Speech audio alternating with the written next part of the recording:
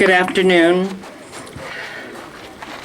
I'm very, very pleased to be invited to participate in this tribute to Sue. It's a very bittersweet moment that she's not with us, and yet her legacy will live on for years to come. You heard Brother Jack talk about her baka guts. You know, Sue was a political activist. She lent her strong voice to a number of unpopular causes, whether it was workers' rights, immigrant rights, and feminism.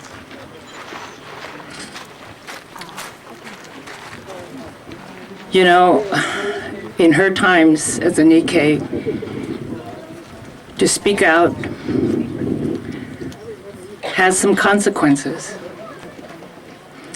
The elders did not like to bring attention onto our community. But Sue,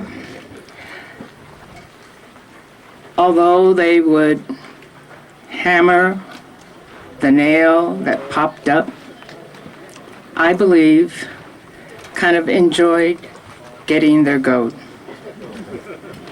And I think it was her baka guts that emboldened her to be a strong advocate for the community and also in the difficult struggle to establish this site. I would like to share just a couple of stories.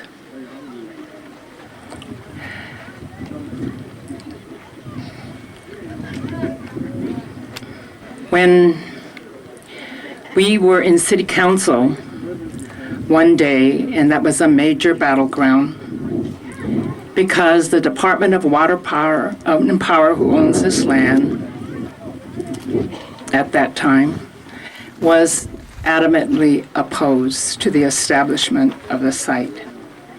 And I can recall one day in City Council when the president of the DWP was standing over Sue with his fingers jabbing at her, saying, "This will never become a part of the park system, the national park system." Sue stood up and she said to him, "The city did not incarcerate us, so to establish a city park is unacceptable.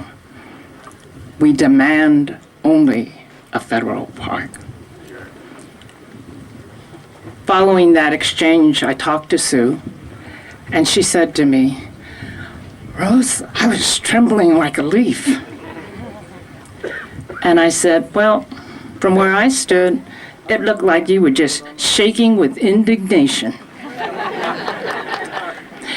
Just one more story. To establish the site also required federal legislation. And on the day that we were going up to the hill to testify,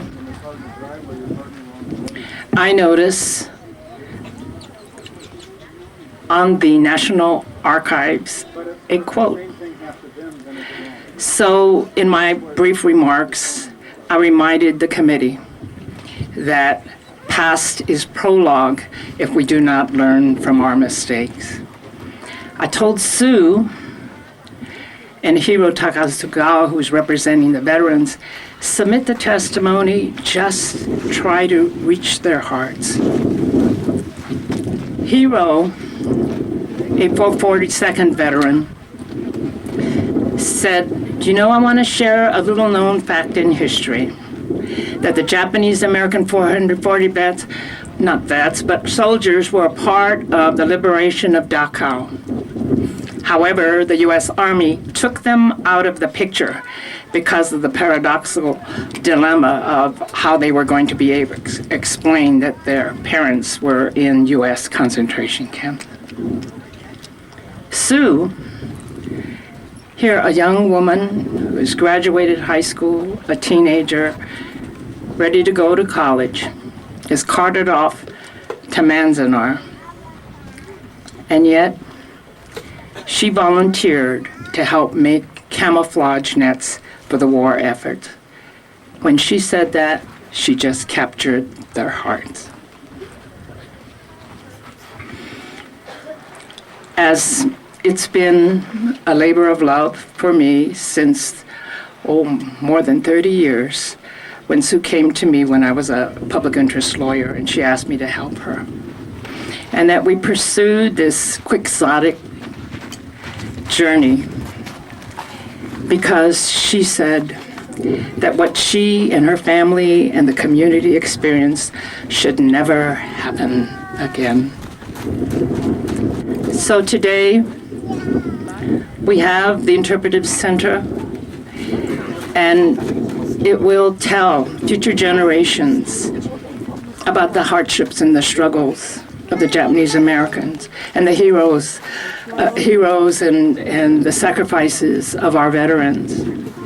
But it'll also tell the story about how our country, in times of war hysteria, can make terrible, terrible decisions. So in closing, what I'd like to say is we can best remember Sue is to feel that baka guts. You know, in the months to come, we'll be struggling with some of these same issues. Find ways to make your voices heard so that, one, we continue to honor Sue, but that together, all of us, in our own way, help our country better live up to its ideals. Ganbatte for Sue.